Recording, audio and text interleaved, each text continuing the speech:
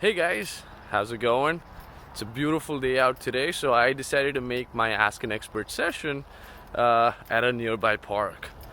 Right, so in today's Ask an Expert section, I really wanted to cover something that has been coming up quite often in a lot of my conversations. Right, what is a persistent desktop? What are non-persistent desktops? And when do I actually need to use most of them? Right, so a persistent desktop on a very high level is a desktop that where you would want it to actually save all your settings, all the files, all the folders, and you would basically want to personalize it, and you would want it to remain that way. Whereas a non-persistent desktop is something where it just gets wiped out as soon as you log off. Right, so that's typically how a persistent and a non-persistent desktop work. There are few different things that we also need to know as to what can be done, right? So there are different kinds of desktops as well. So there's the full clone desktops, and then you have the instant clone desktops.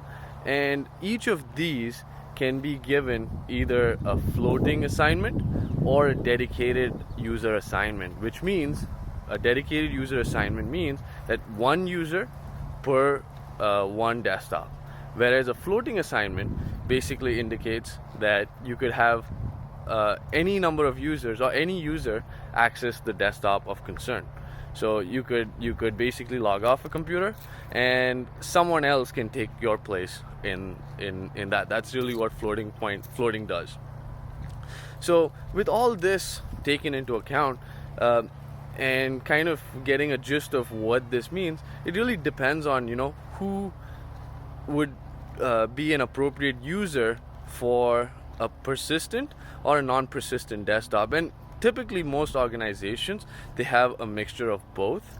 So you would typically use a floating you would typically use a non-persistent desktop when it comes to users who don't really need to customize their desktops. They just need to use it for specific functionalities like Office 365, just doing some browsing, somebody like a support staff, or things of that sort, right? Whereas anybody who does some really hardcore things in their computer, say it could be like some kind of development where they need to build their environment, they need to make sure that they can install certain tools, make changes to their desktops, things of that sort. In those cases, you would basically use a persistent desktop. So it really depends, and you have to choose which user gets what. And typically, you in an organization of any size, you would typically have a mixture of both. Persistent desktops, the only thing is that you would basically provide them with like an entire clone all to themselves, which basically means that you may that you may end up like taking up a lot more storage, and an instant clone, you don't really take so much storage in that perspective. But apart from that, there are some advantages and disadvantages as well. So persistent desktops are typically a lot faster as well, whereas instant clones, because of the nature, it might not be as fast, but definitely it's more conservative when it comes to storage and things of that sort.